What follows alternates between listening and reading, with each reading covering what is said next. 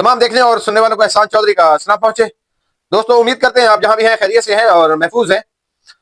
दोस्तों, आज एक सोशल मीडिया पर वीडियो गुजरी नजर से, तो सोचा उस पर बात करते हैं कि हमारे कुछ नाम निहाद एंकर और फिर उनके इंटरव्यूज जो वीडियो वो अपलोड करते हैं अपने चैनल पर, वो देखकर इंतहाई दुख होता है कि वो मुआशरे को, हमारा जो इस्लामी मुआशरा है पाकिस्तान में, ठीक है कि इस्लामी कानून नहीं है, लेकिन फिर भी हम बतौर मुसलमान पाकिस्तान में रहते हुए क्या ये सब चीज़ें हमें अपने मुआशरे को दिखाना लाजमी है कि एक प्रोग्राम में रेहान तारिक एक एंकर है जो अक्सर सोशल मीडिया पर बड़ा एक्टिव होता है, बहुत अच्छी पर्सनैलिटी है उसकी, लेकिन उतने ही वो ऐसे ऐसे लोगों के इंटरव्यूज करते हैं, ऐसे ऐसे लोगों को वो सोशल मीडिया पर सामने लेके आ रहे हैं कि जो बिल्कुल अखलाक से गिरे हुए और बिल्कुल ही नाजेबा उनकी गुफ्तगू। मेरा सवाल है रेहान से कि आप पाकिस्तान में पाकिस्तानी लोगों को क्या दिखाना चाहते हैं? खुदा के लिए कुछ पॉजिटिव चीजें सामने लेकर आए, अच्छी चीजें सामने लेकर आए, अच्छे लोगों को सामने लेकर आए, अच्छे लोगों का इंटरव्यू करें।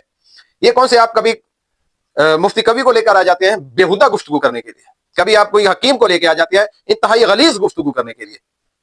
ये आपको भी शर्म आनी चाहिए, उन बेहिस लोगों को जिनका जमीर मुर्दा हो चुका है उनको भी शर्म आनी चाहिए। जैसी जैसी आप गुफ्तगू करते हैं, आप वो अपनी किसी ऐसी जगह पर बैठकर अपने दोस्तों में, अपने भाइयों के साथ वो वीडियो नहीं देख सकते। आप शर्म आनी चाहिए।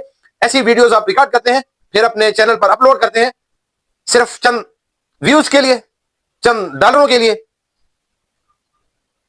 शर्म आनी चाहिए इन तमाम एंकर्स को, जो बेहुदा लोगों को। अब आपने जवाद अहमद, एक मरासी आदमी है, वो घटिया आदमी है, मैं तो उसको समझता हूं वो खिसका हुआ आदमी है।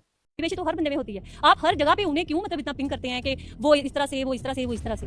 ये नहीं, मैं सिर्फ आपके राइट लेफ्ट में अपना टाइम वेस्ट नहीं करूंगी। ये सारे पॉलिटिशियन हमें राइट लेफ्ट में जाके हमारा बेड़ा गर्क करी जा रहे हैं। ये जो आप दुपट्टे के बगैर फिर रही है ना, ये सिर्फ हमारी वजह से फिर रही है।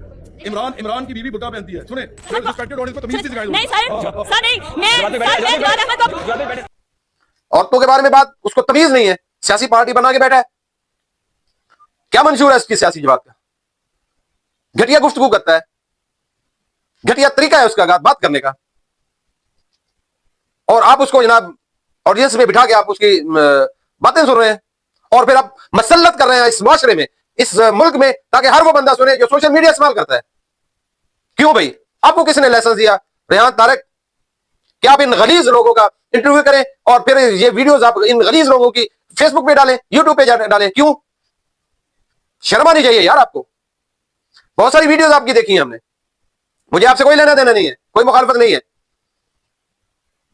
लेकिन इन गलीज लोगों को जिनको बात करने की तमीज नहीं है, ये जवाब की आपने वीडियो चलाई हुई है अभी सोशल मीडिया पर, औरतों से कैसे बात कर रहा है वो किसी को थप्पड़े मार रहा है, औरतों से बुरखे पे बात कर रहा है। अल्लाह पाक ने कुरान पाक में बुरखे का हुक्म दिया है, पर्दे का हुक्म दिया है, और तुम जवाद अहमद वो घटिया आदमी हो, वो गलीज आदमी हो, तुम्हें औरतों से बात करने की तमीज नहीं है। तुम मरासी हो, मरासी ही रहोगे, तुम सियासी जमात नहीं चला सकते, तुम्हारी जमात भी घटिया, तुम खुद भी घटिया, इंतहाई बेहुदा आदमी हो तुम जवाद अहमद। सारी जिंदगी 10-10, 5-5 रुपए तुमने इकट्ठे किए हैं स्टेज पर गाने गाकर, अब इस स्टेज पर आ गए हो कि आप जनाब एक मंशूर पेश कर रहे हो बेहुदा, और वही बेहुदा आदमी तुम्हारे सामने बैठकर तुम्हारी बातें सुन रहा है। शर्म आनी चाहिए इन तमाम लोगों को जो इस मुआशरे पर, पाकिस्तान पर ऐसी ऐसी गलीज वीडियोस मुसल्लत कर रहे हैं, डाल रहे हैं कि वो सुने भाई, सुने, इनके गलीज जहनों को सुने। क्यों? शर्म आनी चाहिए इन लोगों को जो हमारे मुल्क में ऐसे ऐसे, जो दुश्मन नहीं काम कर पा रहा पाकिस्तान में, वो हमारे ये पाकिस्तानी जो है ये काम करना शुरू कर दिया इन लोगों ने। जवाद अहमद तुम इंतहाई घटिया आदमी हो, ये वीडियो देखिए उसकी। आपने जो गुफ्तगू किया है इस बात पे मैं किसी को थप्पड़ मार देता हूं। ये बदतमीजी की आपने इस वक्त, और आइंदा ये बदतमीजी मेरे साथ ना कीजिएगा। मुझे आज कोई गंदी गाली ऐसी निकाल दे, मैं उसको छोड़ूंगा नहीं। अगर मैं यहां गुनाह कर सका मैं उसको बाद में करूंगा। आप ज्यादा ना बोलो, पहले जवाब फिर रही हो ना इस तरह, ये सब मेरी वजह से फिर मेरे कैसे लोगी वैसे 3-3 लाख तनख्वाहें लेते हैं, कितने मजदूरों को आपने अपने साथ रखा हुआ और आप कैंपेन कर रहे हैं सोशलिज्म। बात करें इस पे कि जब वो आएगा तो लोगों को क्या मिलेगा, इस पे बात करें ना, इस पे बकवास करें।